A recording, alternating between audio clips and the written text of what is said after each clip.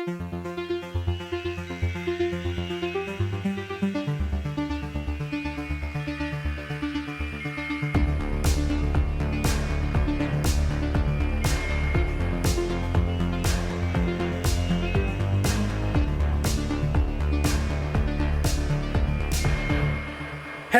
and welcome to Every Horror Movie on Netflix, the podcast where we are trying to watch, review, and discuss every horror movie on Netflix. I'm Steven. I'm joined here today in this Sisyphean task by my good friends Chris. Hello. And Patrick. Yo. And our very special returning guest in Every Horror Movie on Netflix, All-Star Katie. Hi. How's everybody doing? Good. Katie was on our holidays episode. So yes, that was a fun one. She's our returning champion from that one. And I was not on that episode. So Katie, it's great to finally be on the show with you. I know. I'm so excited. Wait, is this only your second time, Katie? Mm-hmm. Oh, yep. All right. A lot of people were calling Katie the new Steven, but yeah, I was a little hurt by that. Maybe a little premature, but we'll see.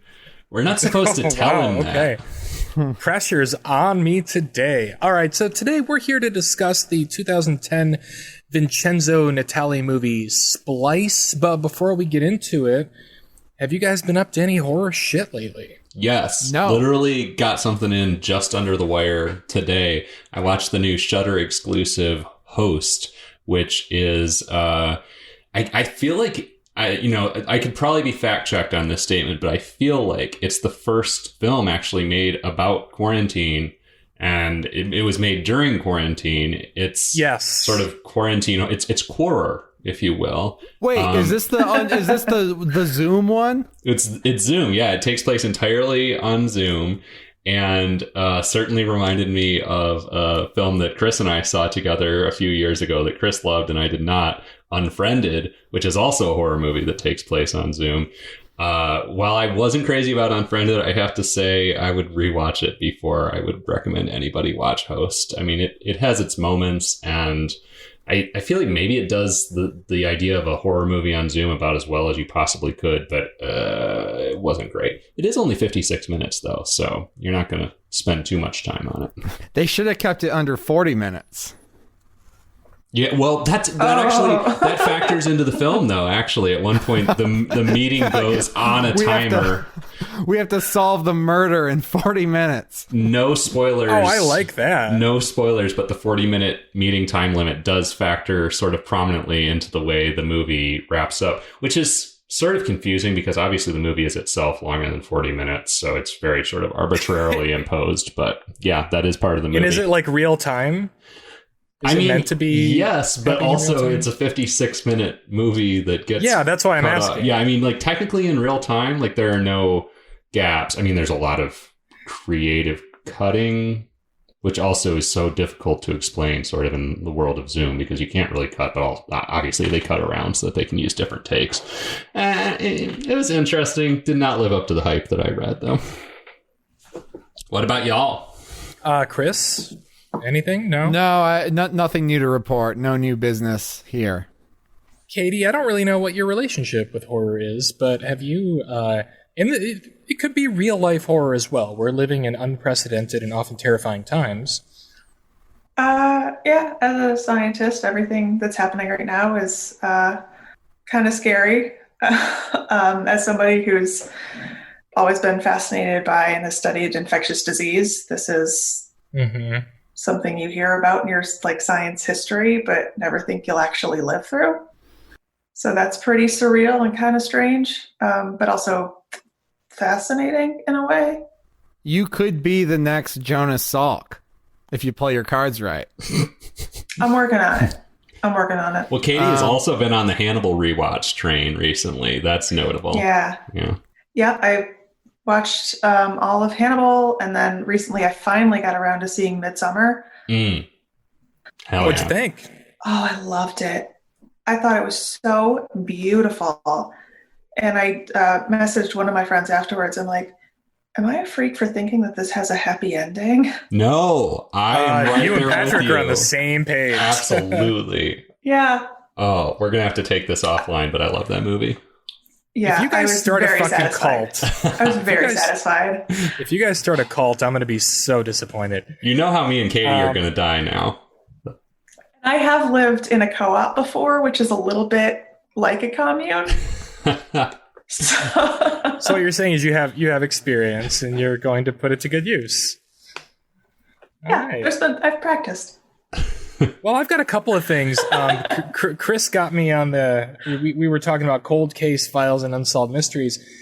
This isn't exactly horror, but I feel like, there's some crossover with horror and true crime enthusiasts. And there's a great documentary series that just premiered a couple of weeks ago on HBO called I'll Be Gone in the Dark, which is about Michelle McNamara, the famous true crime writer whose investigations ended up leading after her untimely death, shortly thereafter, to the apprehension of the elusive Golden State Killer.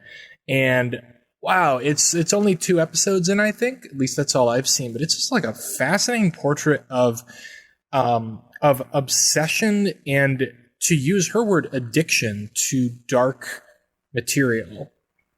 I just love the idea of someone who stays up until 2 o'clock in the morning every night, like actively researching decades-old murders and rapes, and who like kind of gets off on it, but ends up serving the public good in the process. Mm-hmm. So highly recommend checking that out if you like true crime, if you like Patton Oswalt, he's all over it.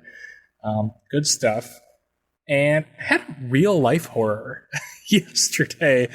My cat Toby, who our listeners are familiar with, was abducted by someone in my neighborhood and placed in kitty jail at the Ann Arbor Cat Clinic. What? And the saga of figuring out how this happened, what was going on, who these phone calls kept coming from throughout the day was, as a cat owner, really a father to Toby, it was the stuff of nightmares.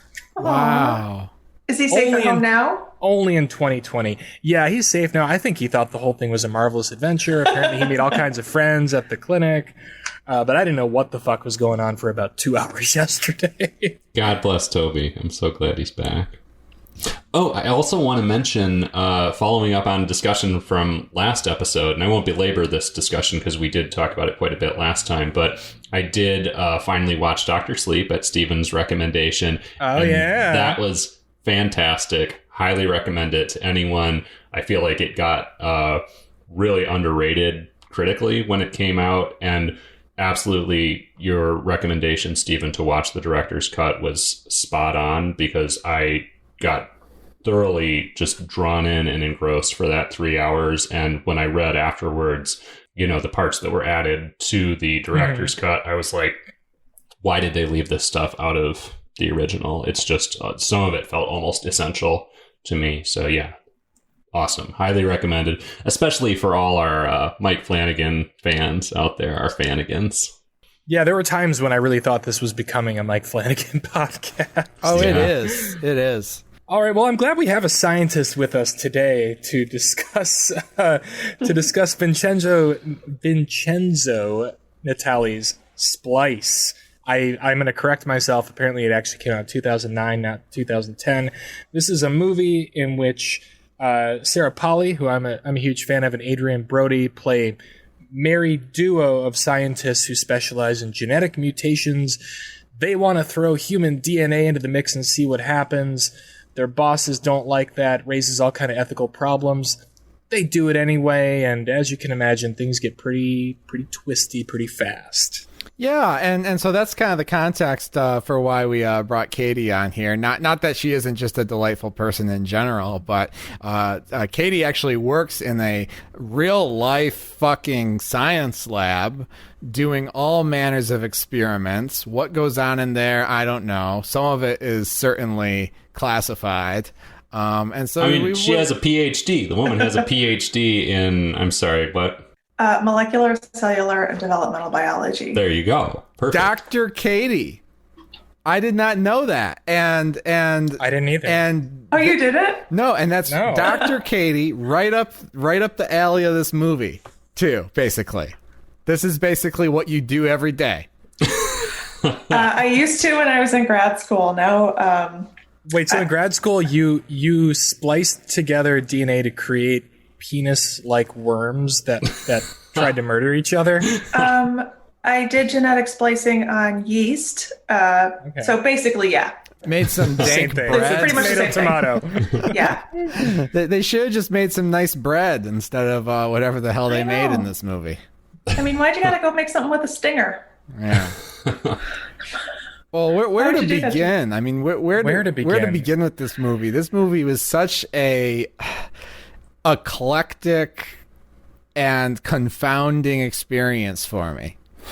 It's got a lot of different familiar horror elements like thrown into it. It's a big stew. It's like a little bit Frankenstein. It's a little bit The Fly. It's a little bit The Brood. It's a little bit Alien. almost King Kong at times. There's like a little bit of that going on. Like it's all over the place, but held together, I think, remarkably well. You know what? You saying that makes me think maybe it was, a little bit meta in that it was trying to do that. No, not trying to just. that would be awesome. Oh, it was I trying did to read splice genres? Is that what you're It's suggesting? trying to splice genres and splice homages to horror, tropes. Yeah, I don't think so. I don't think so. That would be really cool. I mean, this movie is. I'm just gonna come right out and say it, and I'll elaborate when we do our reviews. But like, this movie is not smart enough to do that. There's a lot of dumb shit in this movie. I mean, I thoroughly enjoyed it, but this is a movie where like characters. It's one of my biggest pet peeves, but characters make stupid decisions just to move the plot forward, left and fucking right. I want to start at just square one with our two protagonists because they alone fascinate me, and the concept of them fascinates me because they're like these hipster, like bad boy rock star scientists. They're just almost always. Now, maybe not almost always. They're frequently very stylishly dressed in like rock star chic, and they swagger in and out of the headquarters of the company they work for and like stick it to the man and say, we're going to work on what we want to work on. And just the whole concept of them was, fascinating to me. It was fascinating to watch these two characters. And I like Adrian Brody and I like Sarah Polley. So it was entertaining to watch. But at the same time, I was like, this alone seems amusingly disconnected from reality. Surprisingly, though, you do get some scientists who are like that. Do you? Oh yeah, Hipster scientists? There are some rock star scientists who. Yeah, I've met a few. I love it. I mean, and I kind of appreciated it because it didn't at all play into the like typical stereotypical movie nerd scientist, like pushing the glasses up the nose. Like, it's like, yeah, these are cool scientists, Yeah, and I definitely appreciated that because I'm so sick of seeing, the same scientists look and act the same in movies. Yeah. It gave me a little bit of like Dustin Hoffman and Outbreak energy as far as like subverting the movie scientist trope. I thought of Outbreak several times watching this movie, and oh god, this movie made me long for Outbreak. In terms of Wow, there's in a terms statement. of the science, like there's so much time spent in science labs and working with science shit, and it has this veneer of science fiction on it, but it was impossible for me to take seriously because, like Steven said, the characters are always doing dumb things to move the plot forward. Even I, as a layman, and especially watching this, during a pandemic where we're like a little bit conscious of like what like PPE is. It was really hard for me to accept that these were actually competent scientists, so much so that I thought maybe the point of the movie was that it was a satire and that it was just meant to show us two completely idiotic, bumbling scientists who happen to make a great discovery and what happens in the fallout of that. But it takes itself way too seriously to be going in that direction. Well, and like, okay, this is why I brought up Frankenstein, because I don't know, like, motivations are unclear throughout this movie. At least in Frankenstein, like, we know that Victor Frankenstein is like a megalomaniac who's like tempting God. or taunting God by doing the experiment he's doing and making this creation. In this movie, like I don't know. I mean, it took me a little bit of work, more so than necessary, to like piece together like why this central experiment that ends up being integral to the movie like even happens in the first place. Because they're almost egotists. seems to be like they want to. I mean, it is almost Frankenstein-like in that the higher ups want them to create proteins that are going to be helpful in medical advancements, and they're just like, no, we want to make a human animal hybrid because that sounds cool. No, that wasn't really what it was. I don't think they're egotists, but I can see reading it that way. It just feels like they're just rebellious by nature. No, they don't want to do what they're told. They're rebellious and they want to save the world. And the reason that they want to create this dumb hybrid is supposedly because it can be a cure to cure cancer and all this other shit. And the pushback they get I from totally disagree. Yeah, that was the conversation in the board meeting. Steven and Chris, But that's y'all no, nuts. to me, these people wanted to do it just to see if they could. That's what I'm saying. They're being rebellious. Like they're like, just, well, can we get away with this? They just wanted to see if they could do it. Okay, they want the legacy. They want the bragging rights. That's why I'm saying it's egotism. Yeah. All right. They want to push the boundaries and see if they can do this incredible thing that nobody's ever done. That may be their internal motivation. Their other motivation is that this could theoretically save the world or whatever. But it is unclear because I think their motivations are just so unclear throughout this entire movie.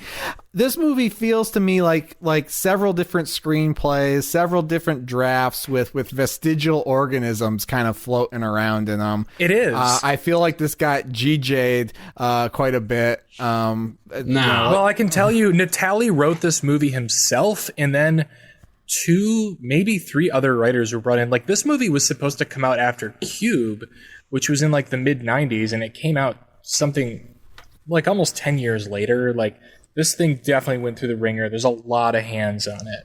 It's externally stated motivation. It's not even internal. They talk about how, they don't want to just be, building proteins or whatever, and they want to make a creature. They want to make a creature. Mm-hmm. That's blatantly stated. Like they say the medical thing to try and convince the bosses to let them do it, but they explicitly state to each other that they're, trying to make a monster. Well, they're trying to push science forward, and whether it's for their own ego or for saving the world, that's, maybe both. But the higher ups want them not to just like create something they want them to create a product. And I thought that was an interesting idea where basically medical knowledge, scientific knowledge has no value unless it creates a marketable product. And I thought that was an interesting theme that was kind of touched on a couple times, but meh. So, I mean, we can get bogged down in the motivations, whether or not they're made clear. That's not really all that interesting to me. They do end up making a monster. And I don't know, does anybody want to describe what this creature looks like when it first emerges? Oh my God. It's like a little baby turkey. It looks like turkey a bird. Monkey. Yeah, like a turkey monkey, a hairless turkey monkey. Sure. Yeah. Turkey monkey baby. That like runs around. It has like vestigial, like little tiny baby, what look like wings that later turn out to be arms. But yeah, it runs around like a bird and is quite horrifying early on, but also a little cute. Actually, I thought it was cute. Yeah, it's a weird. I thought the baby version was adorable. So it's kind of a great combination of the two. If it was in your lab, would you have gassed it? Would you have put it in the eye wash station and sucked it out of the lab? I don't know. Would you have put it under the flame hood? I don't know. How do you dispose of things in the lab? What would you do in your lab if you saw this thing? There's a reason I chose to work with microbes rather than animals. No, okay, but talk us through the science and the science fiction of how this thing comes to be. Where, if at any point, does this cross over with reality of any sort? Yeah, what did you see in this movie that you recognized? Okay, there are some things that they did do well, and I appreciate that. Because for me, when I sit down to a movie like this, I'm ready to suspend disbelief and to subscribe to some really fantastical ideas. So the idea that they're making these creatures by fusing different organisms, DNA together, like, the science behind that, I'm fuzzy on, but I don't think that what they did is possible. But I'm not sitting down to criticize that. It's like, you're going to give me a fantastical idea. I'm on board with you. But like, for me, the devil's in the details, like the minutiae, like that's where you will sell as a scientist, as a jumbo nerd. That's where you're going to either sell me or lose me. And there's some things that I thought that they did well when they talked about splicing DNA and manipulating it. They talked about digesting it, and then I don't know if they used the word. I think they used the word ligase. So when you're manipulating DNA, you can use certain enzymes to cut the DNA at very specific points, and that's called digesting it. And then to put it back together, to kind of like stitch it back together, that's a process called ligation. And they mentioned the enzyme they used to perform that ligation. They said T4. And that's an enzyme I've used myself in the lab to do that exact same thing. All right. So it's a little thing that I appreciated so much. And like the way they used pipettes and different equipment in the lab, it's one of the most accurate ways I've seen that done in a movie. A lot of times in movies or shows, they use pipettes completely wrong. And again, these are small things that most people might not notice, but it actually means a lot to me. And when I see them doing those little things right, I appreciate it tremendously. So there's a small portion of it that's not bullshit. A very small portion. But it's there, and I thank them for it. Okay. The follow-up question, the obvious follow-up question is, like, what was the first moment that really took you out of the experience, given your background? Oh, basically what Fred and Ginger looked like, the first organisms they made. The way those things looked. And also the principle of creating these weird monster creatures to produce certain proteins. Yeah, does anyone want to like take a stab at describing Fred and Ginger, because they're certainly memorable? They're very penis-like. I mean, to the point that they even have like a glands that is meant to be their head. But they also have little thorns that come out of the hole at the end. They crawl around like slugs, but they can also sort of sit up like caterpillars. Yeah, they're very amorphous. They have kind of like almost amoeba-like properties. They're just kind of blobby.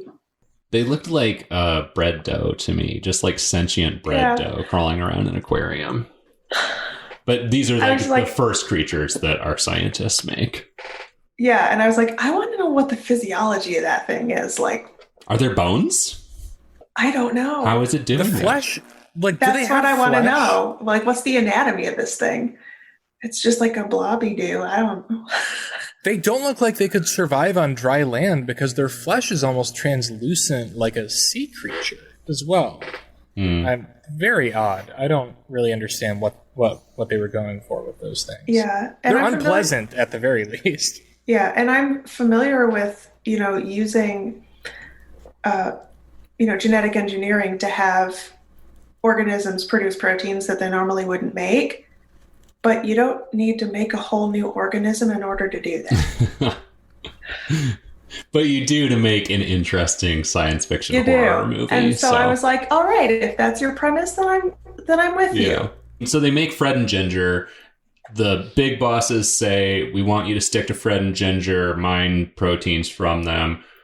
Hipster scientists say, no, we want to make a hybrid. So they use a computer to check like 1 million different hybrids and finally come up with one that works. They get the magical like green light. This is another thing that I like want to fact check. Is there a drop of reality in doing all those simulations of a hybrid and finally going, oh, this one's going to work? You're literally face palming.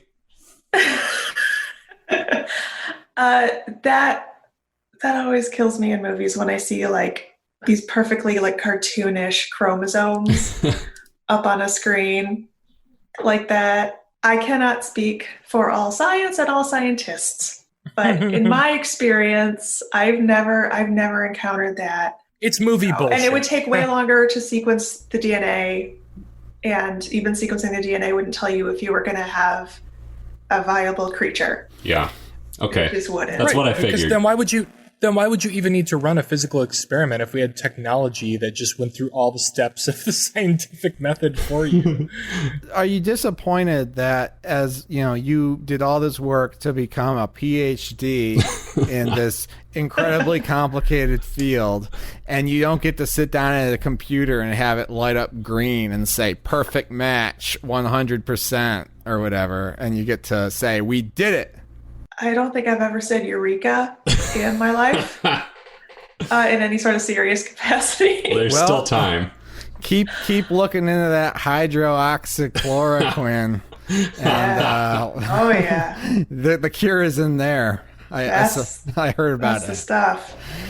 So, like, we come up with this magical match, finally. They find their perfect DNA match of a human-animal hybrid, and they use this amazing, I love it, like, artificial womb suspended in the middle of a room. It's just full of, like, fucking blue Gatorade. There's some sort of, like, fake womb inside it that they're growing the creature inside. Eventually, the creature starts to, like, get too big and crazy, and so they have to, like, bash the womb open and, like, open the valve at the bottom and let all the Gatorade out. It's great. I love it. I know it's total bullshit. I love it. Well, yeah, and then that sequence is where I just kind of became so confused about what this movie was, because you see them just going batshit, and they're breaking their thing, and there's goo everywhere, and there's a very deliberate shot where the guy has like a syringe or a pen coated with like hybrid animal goo, and he just like he puts it in his mouth and it's smearing on his lips, and I'm like, this has to be deliberate tongue-in-cheek comedy. What else could it be? And then that bothered me so much. It didn't bother me because I was like, this is hilarious. This is funny. This is satire. But then 45 minutes we're talking about like child abuse and neglect with a straight face. And I'm like, I don't think this movie is actually laughing with me at this stuff. Would this have hit us the same way 6 months ago, though? No. Because I had the same reaction to the PPE stuff. I'm like, holy shit, why are you taking off your glove to touch this creature that's just been born? But also, I don't know if I would have thought about that as much pre-COVID. I get anxious now in a movie when there's two characters talking to each other in a doorway. Like, yeah. Yeah. So, like, seeing this guy go in where he just, like, fused human DNA with something is insane, and he's not even wearing, like, a face shield or anything, and he's licking the fucking goo. That killed me when he put that scalpel in his mouth after using it. That, you know what? That's when they lost me. Katie, that's when they lost me. Dr. Katie, what is the most like fucked up thing that you've ever accidentally exposed yourself to in a lab, and how did you handle it? Oh, wow. I've got stories. One of the labs I rotated in when I started grad school, when I was trying out different labs to see which one I was going to join, we were working on studying a bacteria that causes urinary tract infections. And so to set up a realistic experimental environment, I actually had to find a recipe online for artificial urine. And I made a 2-liter jug of artificial urine to use. Wow. Oh, the story doesn't end with you like accidentally drinking from the jug? I know. No. I was like, my first question was, what did it taste like? Not, did you taste it? But what did it taste like? One of the big rules in science labs is don't taste your stuff. Never stick things in your mouth in a science lab. To quote the immortal film Thanksgiving, it tasted like, Paris. Yeah. Yeah. Well, all right, also in that same sequence, can I just talk about the fact that they created this DNA, right? This DNA hybrid, and they did their artificial insemination thing, and it worked and created a viable organism on the first try. I don't think I have ever in a lab had something work on the first try. Like working in a lab, 98% of what you do is troubleshooting. Well, and repeating they stuff. had the computer do all that. They had The magical AI do all computer that. simulation said it was okay. Yeah. And I think probably most women who have gone through in vitro fertilization will tell you it doesn't generally take on the first time. Yeah. So the fact that they got this so right, I was like, okay. But, I mean, I get that they're just trying to save time in the storytelling, but no. Yeah. But what they end up with is this beautiful, cute, horrifying little monkey, baby, squid, fucking Turkey. dog turkey thing. T-Rex. That immediately starts going like, Ape shit. acting like a face hugger, basically. And, I think someone needs to give James Cameron some royalties for some of the sequence that follows, where there's a... Not Dan O'Bannon or Ridley Scott, but No. specifically James Cameron. James Cameron, because of the one guy looking through the glass trying to figure out how to save his wife or / partner there. Anyway, long story short, this thing turns into like a fucking toddler, and that's basically the premise of the movie. This thing is like a creepy little it's a human animal hybrid. What kind of animal? All of them. And it's a toddler, and they start raising it and keeping it a secret, and it's their little baby, and they start raising it as if it's a kid, and it ages pretty quickly. It's an adolescent before we know it, young adult, and to what purpose? And this was kind of where I was watching this movie. I was like, okay, this is kind of interesting, but I'm waiting for like the premise of this movie to reveal itself. I'm waiting for the conflict to reveal itself. What? They're just fucking around with this baby. The conflict is the baby. The conflict is that they've created this thing that they shouldn't have done, and it's going to go wrong. It is essentially a Frankenstein story. I was waiting for it to go wrong. Something has to go wrong before you have a story. I was like, all right, they made this thing great. And what did I tell you? On our cargo episode, infamously, I said, don't make me watch a movie with a fussy baby in it. And that's what we get. Don't talk to me about the cargo episode. Look, but I mean, Chris, things are basically going wrong from the minute this thing pops out. Yeah, but okay. Obviously, there's I hear you, Patrick. Obviously, like there's the central sort of like narrative device of like, all right, this thing shouldn't exist, but they're going to take care of it. This movie does tread a lot of water, just like trying to figure out what the central conflict of them taking care of this thing is going to be. Like a lot of it is just this creature, Dren, which is their employer's name spelled backwards. Their employer is Nerd. Ha ha ha. And the thing is Dren. But a lot of it is just like we get these like little bursts of conflict, like, oh, they've got to go to the old farmhouse because they can't keep it in the lab anymore. And then they get comfortable, but then Dren starts acting out. And like it's just like the movie just kind of like turns into something different every 20 minutes. And I would say it follows that trend like all the way through the end. There wasn't just like one underlying conflict keeping you going through the movie. It felt very episodic. Yeah, I completely disagree. I completely disagree. They're constantly trying to that's fine. Raise the creature and hide the creature. That's it. But that's not really conflict. And you find out more about the motivation for that as it goes along. But it's like if you watch Jurassic Park and they show up on the island and they go to the raptor breeding center and the little raptor hatches out of the egg and they spend the next 45 to 50 minutes playing with the raptor in the lab. And like minor conflicts like, oh, they almost dropped the raptor egg. Oh, they almost dropped the raptor. But like, what is this movie about? That's insane. What's the problem? Insane. This is not insane. You're insane. You're out of order. It looks like it's on a very clear track following tropes that we recognize at the beginning. They try to do this thing. It does not go the way they expected. They have this little creature that looks like it's going to be malice or something. And, I'm ready to just see it like kind of, I'm ready to see it do what we've seen a million times where it tears up the lab and kills people and stuff. Then it's kind of subverts that by giving us this child. Okay, that's interesting.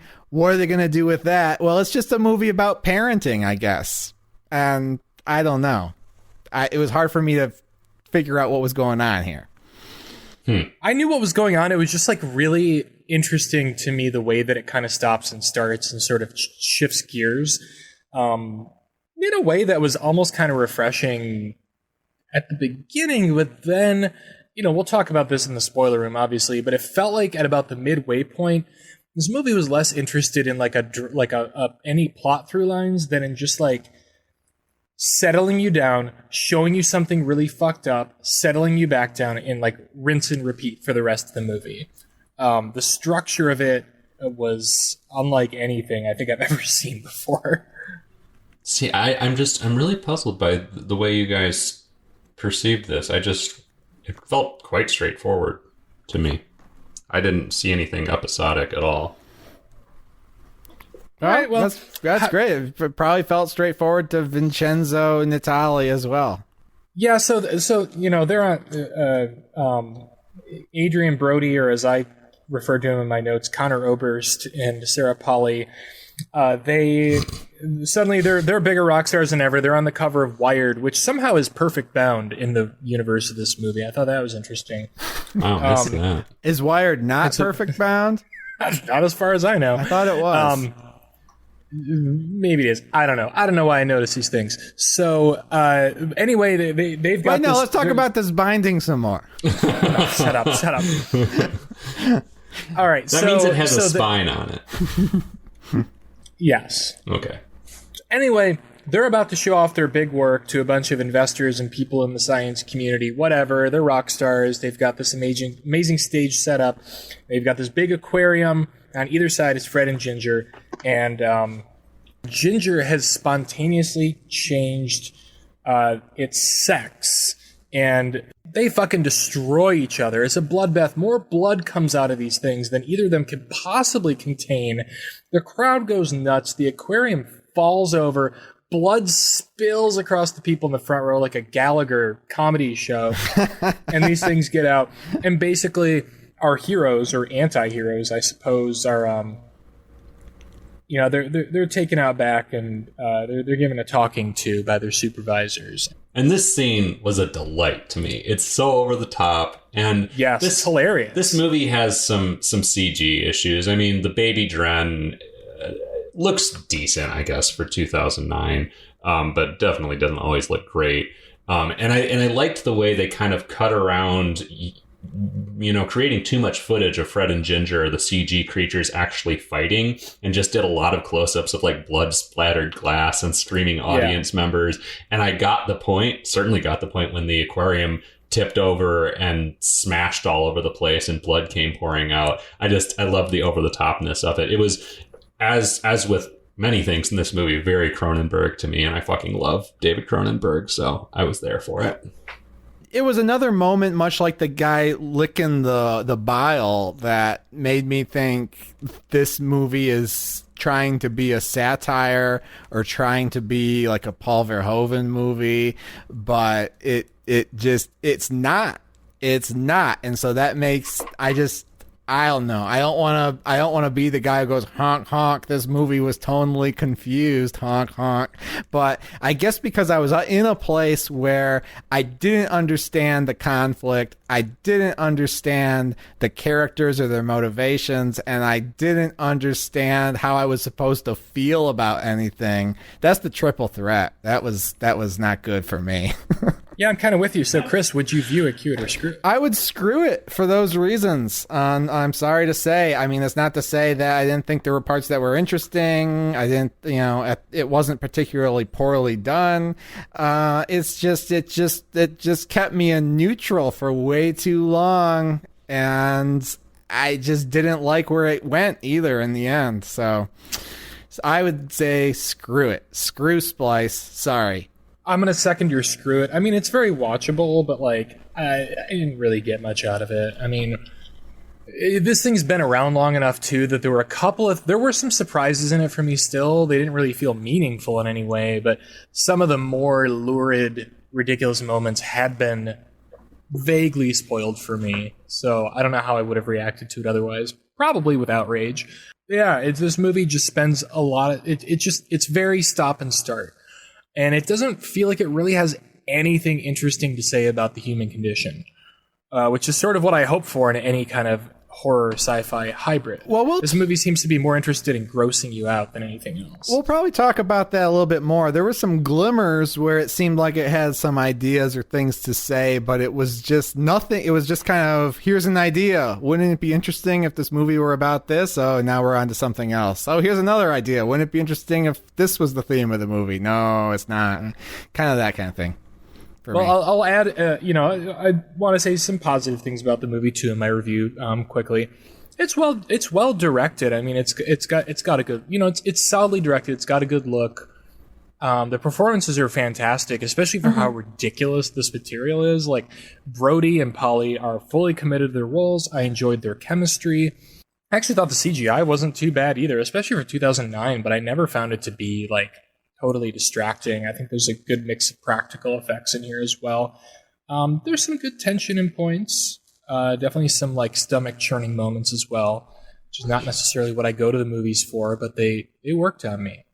Still, I'm going to give it a screw it. Patrick's just sitting here furious, shaking his head. Oh, I am shaking my damn head over here. I saw this in the theater, and my recollection of it was that it was okay. I didn't really feel like it lived up to whatever hype I had experienced for it going in. But I enjoyed it so much more the second time around. Had completely forgotten about some of the extremely insane, and as Steven said, lurid, which is a very good word to describe it, things that happened later in the movie. Had completely forgotten about a few of those details and was shocked and horrified all over again, I guess, by those. I don't know. I just feel like you guys are placing way too much expectation on this. I didn't want an exploration of the human condition out of this. And I feel like this is a common problem we have where certain members of our party are looking for deep themes. It's just entertainment. It's a thrill ride. I mean, I made the comparison once already, but to me, this is very much like a Cronenberg movie. And Cronenberg has made some movies that deal with the human condition for sure, but he's also just made some crazy, gross out body horror movies. I mean, this is almost like a contemporary The Fly or something to me. And I'm not looking to The Fly for an exploration of the human condition. I'm looking to it for a fun genre thrill ride. And that's what I got out of this. But it gives you more if you're looking for it. Like, Cronenberg doesn't just... He's rarely made just like a throwaway movie that doesn't... And I'm sorry I'm interrupting you, but we keep mentioning Cronenberg, and like, that's mentioned in the reviews, and I feel like that's lazy. I mean, there are definitely some like obvious there's some obvious like visual influences from Cronenberg, but like Cronenberg's movies are always interested in probing like social, just human problems. They might do so ridiculously at times, but they almost always leave you with some food for thought. And I think the you'll Fly agree doesn't with really me leave. there. I don't agree with that. The Cronenberg has made some movies that are just crazy shit. I don't think The Fly delves any deeper into the human condition than this movie does. Well, this movie may delve deeper into the human condition than The Fly does. Regardless, I didn't think this movie was a thrill ride enough to skate by on just being a thrill ride. I mean, there's certainly movies that don't have themes that I enjoy that are fun to watch. Like Die Hard is a fun movie. I don't know if there's a single fucking theme in it. But it didn't seem to commit enough to the fun. If you'd given me an hour and 45 minutes of crazy ass scientists sucking bile off their scalpels and aquariums full of blood shattering and some of the more lurid stuff we get later on, great. But it seemed like there was that much like the car Road to Revenge. It seemed like that movie was here, but then someone got their hands on it and tried to make it a idea movie about parenting and child abuse and all kinds of stuff that didn't fit for me. But we can agree to disagree. It's a beautiful thing. Yeah, see, I would just submit, Chris, as a final thought that it wasn't the movie that didn't commit to the fun. Oh. Wow. So, okay. And so what's your review, I don't think I've actually reviewed it. Sorry, continue. What's your rating? I might have been to cue it, but over the course of this discussion, I remembered how much I enjoyed this movie, and I'm going to give it a view it. All right, we gaslit you into a view it again. Dr. Katie. Katie, what did you think of this? I would give it a cue it. Okay. I would have liked more horror elements in it. Uh-huh. But I think that there were some interesting themes They tried. They could have potentially, executed better or taken it further with, the dangers of pushing science, out of pride and hubris and taking it too far and the dangers of that. And also reliving like the sins of our parents. There's some things that come through in one of the parenting styles that is clearly carried over from issues with a mother, and that are we destined to become our parents kind of thing. But again, I think they could have taken that farther too and explored that more, because there wasn't a whole lot of basis behind that. So it was fun and interesting for what it was, but I think it could have been executed better in certain respects, and I would have appreciated some more scares. So it's a Q-it for me. I love that you brought up the thing about the parenting styles, because it's like, yeah, that's a problem I have with this movie as well. Like, it doesn't take things as like far as you think it might. It's almost like, why did you even bring that up? Like, why did the movie even like touch on that territory? Well, it never really follows through. We'll get into that in a little bit, I am sure.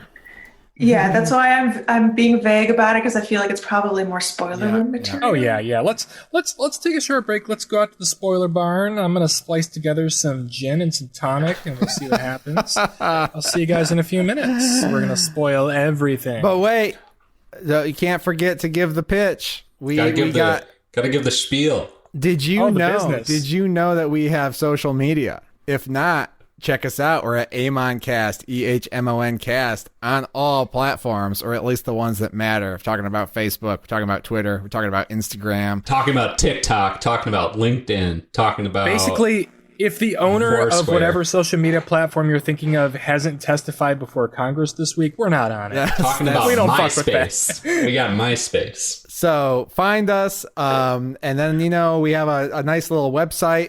You can go on there if you can find the link, which is sometimes the website's broken. I gotta fix it, but there's a list of every movie we've watched, how we've rated it. You can use that for your viewing recommendations, and then of course there's a link to our merch store, which you can buy shirts and coffee mugs and whatever else you want with some fabulous artwork that will what can we say? It's fabulous artwork of a guy sitting in a chair covered in blood watching TV, and who can't relate to that? So it'll get blow over your there. hair back just like the guy in the picture. Yep. So get online, buy our stuff. We appreciate the support. Leave us a review on your podcast platform. And with that said, I think it's time to go down to that little spoiler room, and we'll splice together the spoilers for you.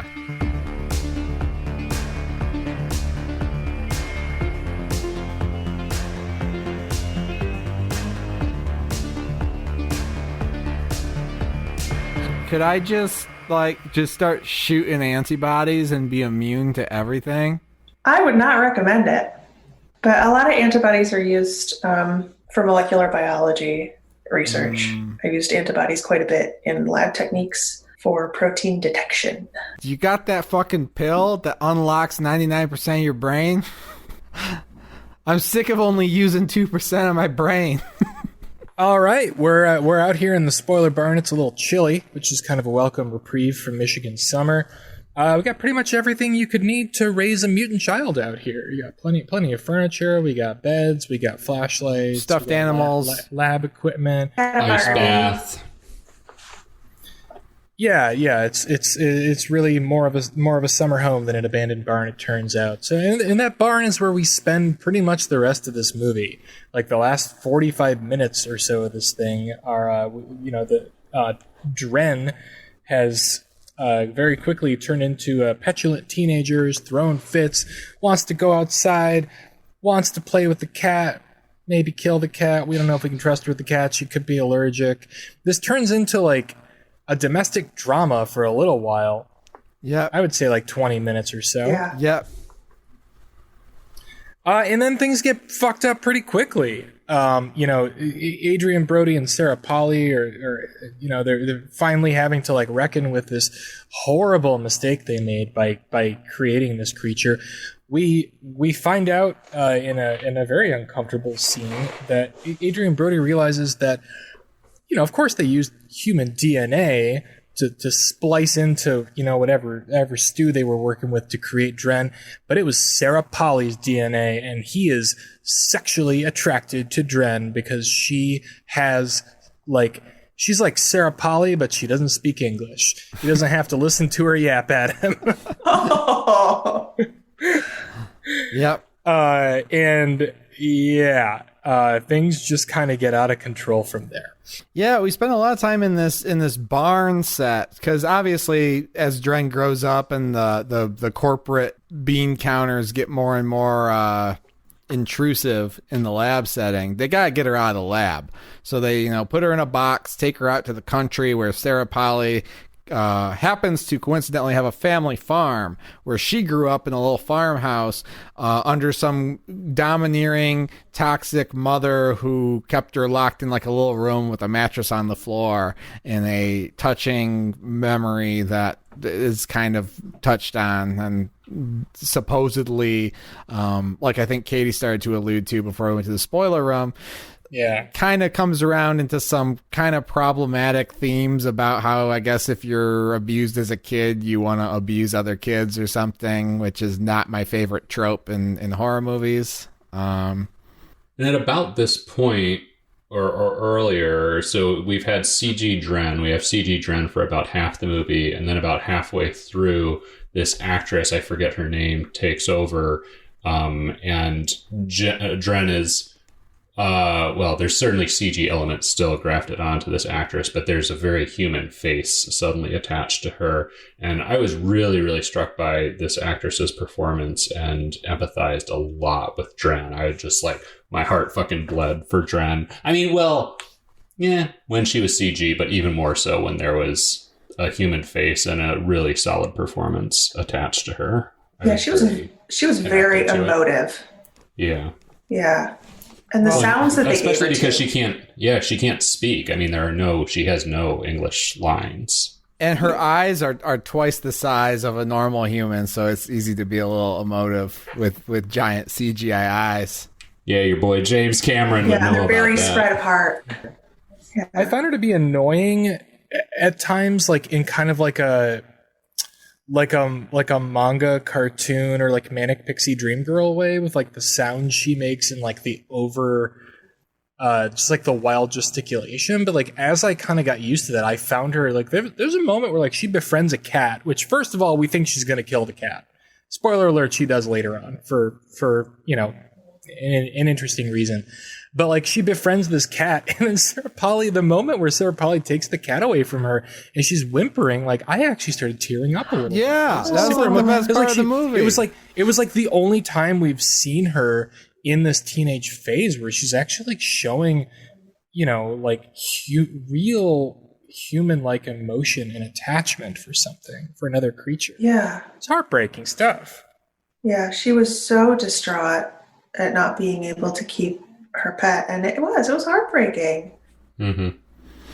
But what's it all amount to? It amounts, you know, we spend some time in domestic drama land, and then we basically just get on the luridness tour de force, where Sarah Polly gets mad at Dren's adolescent attitude and propensity to violence, and decides she's gonna like strap her down to the workbench and terrorize her with sharp instruments and cut off her stinger tail. And she strips her, which is completely, I mean, it was so degrading. Just strips her and puts her in a Christ-like, you know, martyr pose on the table with her arms outstretched and her legs bound together. It's such a sudden shift in Sarah Polly's character that I didn't really, I mean, it was disturbing. It was hard to look at, but it also didn't really make a lot of sense to me. Well, she does it because Dren attacks her, which Dren is also prompted to attack her. Like, Dren certainly has motivation to lash out at the character we keep calling Sarah Polly in this moment. And then Sarah Polly retaliates to a very extreme degree by stripping her of the little dresses she's been giving Dren all movie and cutting off her stinger. She's got a like a bee sting sort of on the end of her tail that killed the cat. And this is supposed to be like maybe like a hereditary trait that like Sarah Polley, hereditary is not the right word, but this is supposed to be like her basically being pushed into a corner and then deciding to react the way her own mother would have when she was a child. But it's handled in a way that's like a little bit messy, where like, yeah, I understood on some level that's what was happening, but it still didn't work for me. It just felt like way too sudden of a shift from everything that we've seen of her before. But then again, this is the woman that conducted a highly unethical experiment to begin with and put her own fucking DNA in it. So I guess she is a loose cannon from the start. Yeah, I bought it. I mean, the groundwork was laid. You just don't necessarily see the sort of more selfish motivations for a while, and you build up even with some of the ways that she treats Dren up until that moment. I mean, to me, it was not going from 0 to 60, I guess. But like when I see something like that, I want to feel like, oh yes, this turn makes sense. Like, oh, she actually likes this. This is who she is. I don't want to be surprised by it. Like I don't know. Forget it. See, Okay. I was not surprised by it. I mean, I was shocked because it's a shocking moment, but I thought it was all there in the writing and in Sarah Polley's performance. And I was like, oh, shit. Okay. Yeah, I guess this makes sense. Her performance is great. It did feel sudden to me, though, upon reflection, the pieces are there. Like, I think this might be more of just, like, maybe even, like, an editing problem. Like, I feel like there might have been a little bit more material in there to, like, flesh it out, and this just got, like, shortened down or, like, in a screenplay draft somewhere. But, like, I guess, like, what... one of the problems I have with this movie is, like, the characterization, like, they throw some pretty big stuff at us, a lot of information, but, like, the characters never really feel fully fleshed out. It feels like we're still learning about them up until the movie ends. And this is true of Dren as well. Like, I found it kind of frustrating that, like, we don't really... Dren is just, like, a purely reactive figure in this movie. Like, yes, she does take on agency in moments of violence or of sexuality, which we're going to get into. But, like, beyond just sort of, like, the obvious, like, big moment stuff, like when the cat gets taken away, like, we don't really see her develop, except in the sense that she just becomes more and more like a nasty teenager. What do you want? I would have liked to have seen a few more moments of like a few more like empathetic moments with her than what we get, because there's like the cat scene, but other than that, she's fucking with Scrabble pieces and acting out and throwing shit around. Well, what about like, the moment where she's Sarah Polley's putting makeup on her, and she, there's so much, you feel the love and her feeling like she's being accepted as a human or someone real in that moment. I mean, I feel like there are many moments of that. I guess they just didn't work for me. Like, I don't know. That stuff was good. Those scenes worked for me, when they happened. It's just, I don't know. Like Steven said earlier on, like everything about this feels so episodic, and all these little vignettes work when they're there, but they don't really seem to inform what happens next in the movie, really. It's rushed. I think I've like landed on throughout this discussion and listening to what Patrick really liked about the movie. If this feels like at first I thought this is like 5 different movies, because like every 20 minutes it kind of changes course and becomes something a little bit different. Really, I think it's 2 movies, and it really is about the 45-minute mark halfway through this that things totally change. And I think that's what really threw me, is like suddenly my sympathies were like realigned, and I wasn't given enough time to like fully get on board with it. I wanted more of the back half of this movie, and I wanted that to be fleshed out more. I could have used, like, I feel like this movie would have worked better for me if everything that happened in the first half was further condensed, and we spend most of our time in the barn watching them trying to parent this monster. Like, that's the interesting stuff. when you read the premise, you see the trailer, like that's what you expect. And it just felt too rushed. I felt like there was a lot of room to like really explore these characters, their dynamic. And it ends up just being a series of moments of hysterics and like scenes of pure shock value, frankly. Absolutely. I mean, we might as well get into it. Adrian Brody. Everyone fucks Dren. Everyone fucks. Well, I mean, yeah, it's a little bit more complicated than that. There is a rape in this movie. But yeah, Adrian Brody fucks Dren. And it felt like the lead up to that happening was like superfluous. Like it didn't feel natural that he wound up like just fucking going for it when he did. I wanted there to be like a whole like act and a half of build up to that happening so I could fully understand. You why wanted Basic he would do Instinct. that. Sure. I always want Basic Instinct. I got the 2 scenes that I needed to explain why that happened. And correct me if I'm wrong, but this is how I'm remembering it. Until the first emotional connection I think he really struggles with Dren is the scene where he teaches her to dance. Mm-hmm. Yeah. Just He like shows her Witness. music It's for like the first Witness. You put the record player on in the barn. It's a little forbidden love. She got to teach her how to dance. They stole it from Witness. Everything good about this movie is stolen from another 90s movie. And didn't, oh no, the sex came later. I was thinking that the dancing led into the sex, but that was that led into the revelation that she was created from Sarah Polley's DNA. I forget how the sex actually happened. Like what was the lead up to that? Well, when they're dancing, there's clearly a moment where he becomes like uncomfortable and he steps away. And then after that, so we get I think Patrick was right. We get 2 scenes. We get that. And then there's a moment, he and Sarah Polley just like aren't getting along at this point. And he's up. I thought he was going to just start jacking off in this scene, to be perfectly honest with you. But he's watching the security cam footage of her. He's trying to figure out where she is. She's underwater and she's naked and she's dancing underwater very sensually and like waving to the camera. And he shuts his computer in like terror. But then the next time he encounters her, they take the D train to Bone Town. Well, yeah, because he realizes that she wants him. And he's like, all right, well, I guess I'm going to do this. So that was actually not even the scene I was thinking of. I was also thinking of the scene where he and Sarah Polley have sex. And before they do so, they kind of talk about how they haven't had sex in a while. And he like sees her shadow through the curtain watching them have sex. Right. And he doesn't say anything about it. So that tells me, all right, y'all are already not getting along to begin with. You're not having sex because you're working too much and because you're not getting along.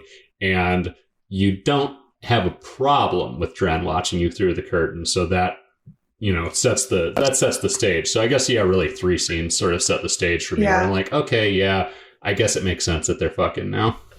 Well, and he's so passive. He's so passive throughout. Yeah, yeah. It's a little annoying the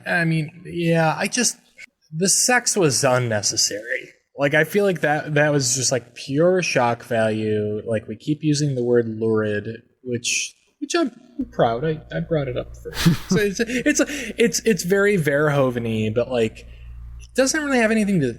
I don't know. Well, like I was like trying to tie it to like some like classical mythological tale or something, and coming up kind of short on a direct analog for this. It feels completely unnecessary. Well, I don't want like the Oscar prestige drama of Splice. I want the version where Adrian Brody ends up fucking the Splice. Well, I mean, this brings up Shape of Water, which turned into an Oscar prestige movie where a woman fucks the monster. Yeah.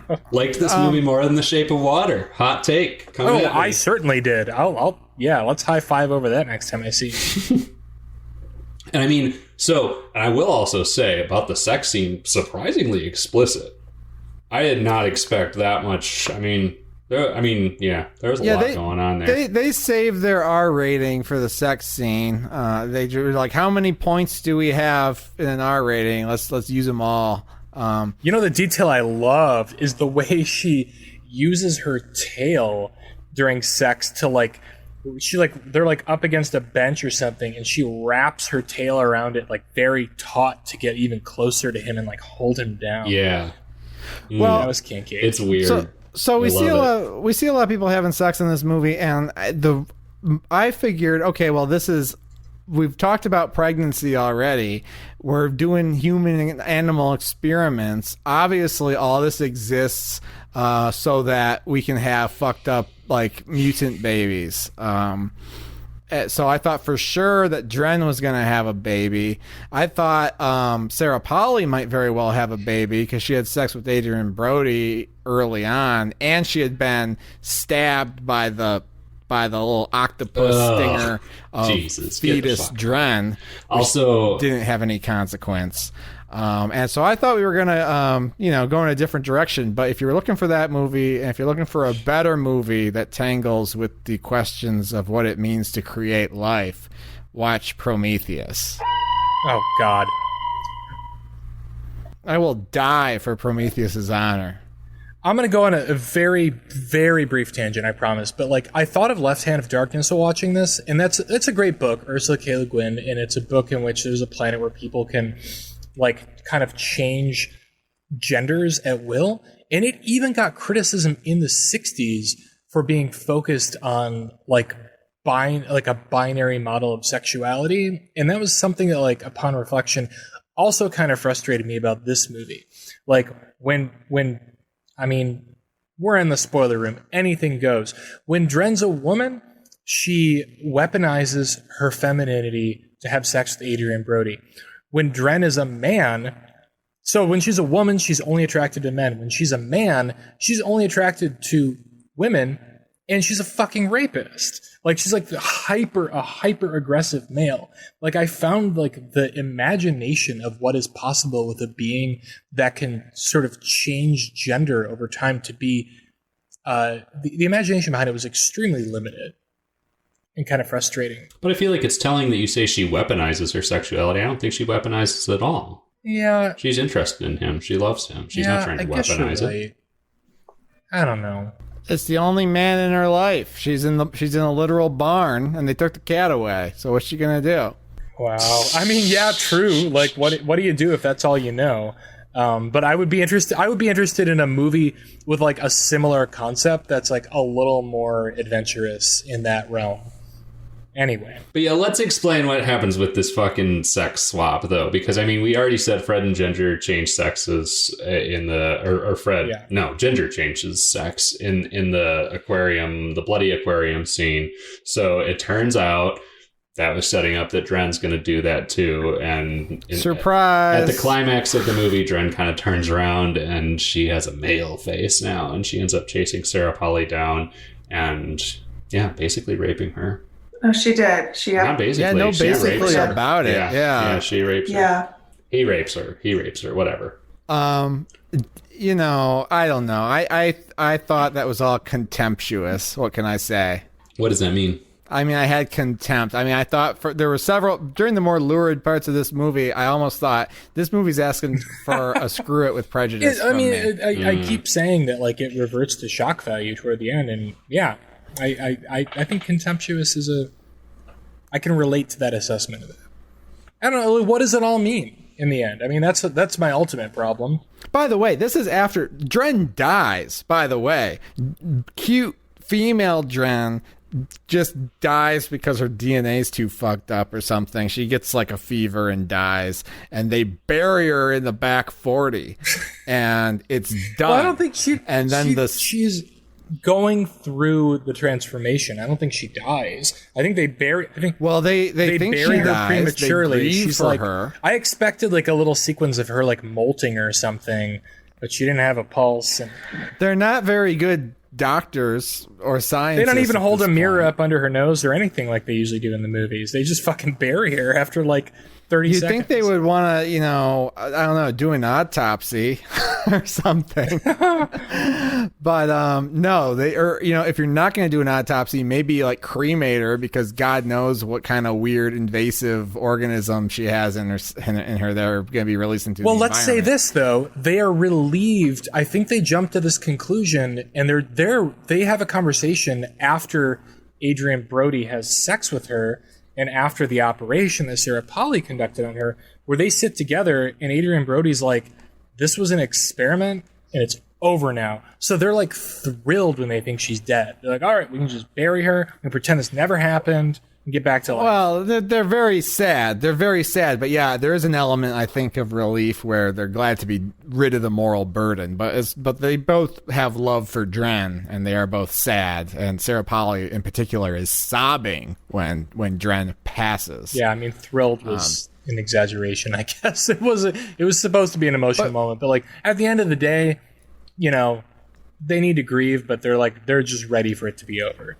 And they're ready to try again as a couple. But you know so then the science man shows up, and then like Adrian Brody's brother, who's a supporting character, shows up, and they're pissed off looking for Dren. Dren comes out of the earth as man Dren, and then everything you said, kind of the way this movie has kind of a shallow interpretation of gender. Because he's a man, he is violent and he kills everybody, and he commits a heinous rape. And I guess again, this is the thing. It's like if this movie's trying to sell us on Sarah Polley being a villain, are we supposed to enjoy this scene of her getting raped by man Dren? Because it's, I just don't know how I'm supposed to feel about any of this, and it pisses me off. It was just horrifying, like, all around. Well, no, you're not supposed to cheer it on.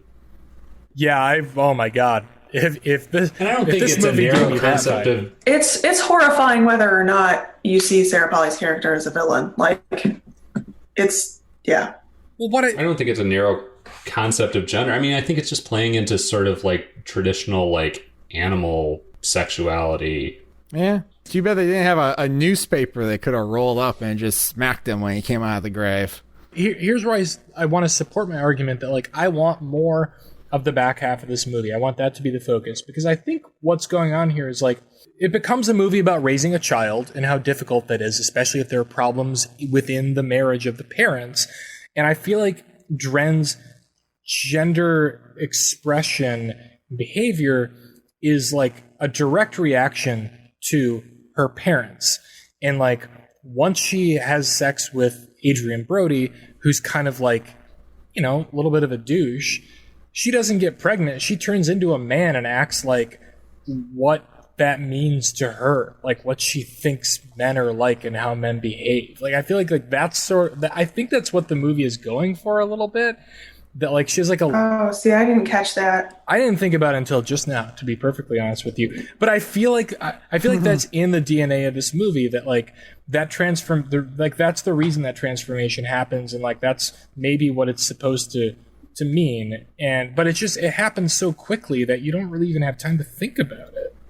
Yeah, see, I didn't think there was any sort of deeper meaning behind why it happened. I think that was just, I mean, what we saw with Fred and Ginger's transformation is it's just a normal part of their physiology and like developmental process, is that eventually there's a hormonal shift in the organism. And so that's what I thought was happening to her. I didn't think it was necessarily prompted by anything, but just a normal part of that organism's development. But that's a good point, but it's going to be different because of the human DNA. And like, I feel like this movie would have, this is not me rewriting the movie. Maybe it is a little bit, but I like that concept better, that like, oh, like that's what happens to these organisms, like in their quote unquote natural state after they're synthetically produced. But like now that there's human DNA in there, like we're mixing emotions into it as well. And so like, yeah, I don't know. I mean, I'm thinking about it way too much. I'm grasping at straws here. I wanted this movie to have big ideas like that, though. It felt like it was going there and it didn't follow through. We have violent killer Dren. It turns into this kind of straight sci-fi horror for about 5 minutes. Adrian Brody dies. Sarah Polley ultimately. It's sci-fi horror for the whole 90 minutes. Jesus Christ. It's not sci-fi horror when they're dressing up Dren in a dress and they're doing they're playing Scrabble and putting lipstick on her. That's horror. Sci-fi horror. That's that horror. Is so unsettling. What the fuck are you talking about? I found the makeup and all that a little upset, a little disturbing. Yeah. Not disturbing, but just like uncomfortable. And it gets to what I'm saying about like how Dren is like trying to understand how to be half human or even part human, but also like she's having all these rules about like gender expression, like literally painted on her in that scene. That stuff is interesting, but it's also horrific because, like, these people made a monster and they're treating her like she's just a girl, you know? Like, I don't know. It's scary, unsettling stuff. And that's the point of that stuff. That's all I'm saying, is that's the point, is for it to be unsettling. Like, you're not just detouring into a family drama. Like, that's building the weirdness and the unsettling nature of it. And you're building empathy with Dren because she's responding well to these things because she thinks these people are treating her well. But it turns out they're just trying to imprint their own bullshit on her. That stuff worked for me. When I talk about sci-fi horror, I mean, I'm talking about this thing becomes a fucking xenomorph, essentially, in the last 5 minutes. This was more, it reminds me of Alien Covenant. Oh my God. It's running through the woods, screeching, dragging people into the trees, disemboweling them, stabbing them in the heart with a stinger. It's far removed from the unsettlingness that we kind of get in the. Well, that's where it's kind of that stuff is where it's Cronenberg, where it's more interested in, like, all right, here's like a body horror adjacent. Well, no, it's body horror. Here's a body horror premise, but we're grounding in reality and seeing how, like, real people deal with it. I just wanted more of Sarah Polley, Adrian Brody, and the monster they created doing that stuff. I wanted to get to know them better because I didn't feel like I got to know them very well in the first 45 minutes, where they're just rock stars fucking around in a lab and hosting murderous expos. All right. Well, I'm about ready to be taken out to the back 40 and buried. So, do we have further comments on Splice? I mean, at the end of the movie, Sarah Polley kills Dren with a rock, and then finds out, surprise, that she's pregnant. She's pregnant with Dren's baby, and the pharmaceutical company has plans to monetize it, and she willfully signs on the dotted line to retire a rich woman after bringing another horrible thing to term. Yep. I don't know. It's very Rosemary's Baby. It's a little bit The Omen. I kind of liked it. I dug it. And that whole idea of her being pregnant with this thing, that to me was scary because Dren is created from her DNA, and then she's been impregnated by Dren. So that's like, listen, it's so incestuous. Got a deliverance situation on her hands. You have no idea how this thing is going to develop. And I mean, look how fast the original Dren developed and how violently it came out of that artificial womb tub blue Gatorade thing, how violent that birth was. It's like, oh, I just, no thank you. I mean, it's definitely not going to be an ideal pregnancy. Maybe a sequel setup. Who knows? Maybe Maybe we'll get Splice 2. Splices. Splices. Oh, excuse me. I read about this, and Natalie, the director, has said that he did not intend for a sequel or for a hint of a sequel. He likes to leave, and I think In the Tall Grass does this, which he also directed. It's a Netflix original. He likes to leave his viewers with a question at the end of his movies. And he had no intention of a sequel. He didn't even think he would sell this movie to begin with because it took so long to get anybody interested in it. So I don't think we're getting a sequel. I think we're left to ponder whatever that philosophical question is at the end of it. Sure, it's going to keep all of us up at night. Well, I was left with a question, and that is, what the hell are we watching for the next episode? Better question. I had the same What question. is the Wheel of Death choosing for us to watch next episode? Yeah, pretty interesting. We have to pull out the old Wheel of Death, the cyber wheel, where we have every movie currently on Netflix in the randomizer. It feels like it's been a while. Give it a spin. Did we do something else? It feels else? Like it's been a long time. I don't know. We've been doing special some quarantine episodes. specials. We did, you know. Yeah. We watched every Final Destination movie instead of doing the wheel. Yeah. We watched Outbreak. It's all good. All right, we're gonna give the cyber wheel a spin here. Can I just say how ridiculously excited I am for this? Oh God, what's it gonna be? I hope it's something I actually know / want to see. That's no fun. It is the Golem. Oh, I have I seen want to that. see that. Oh. Katie saw the Golem.